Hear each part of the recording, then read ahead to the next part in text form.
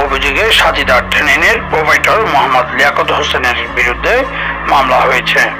জামান হোটেলের মালিক রাশেদ করিম গত 14 August Chattogram chief judicial magistrate আদালতে মামলাটি দায়ের করেন। আদালত সূত্রে জানা যায়, ব্যবসায়িক সম্পর্কের সুবাদে লিয়াকত হোসেন খোকন রাশেদ করিমের কাছ থেকে প্রায় 1,50,00,000 টাকা ধার নেন। আর ধার বাবদ তাকে সমপরিমাণে অর্থের একটি চেক প্রদান করেন, কিন্তু গত 18 জুন চেকটি ব্যাংকের উপস্থাপন করতে গেলে তা প্রত্যাখ্যান হয়। ভুক্তভোগী একাধিকবার মৌখিকভাবে টাকা ফেরত দাবি করলেও লিয়াকত হোসেন সাড়া দেননি।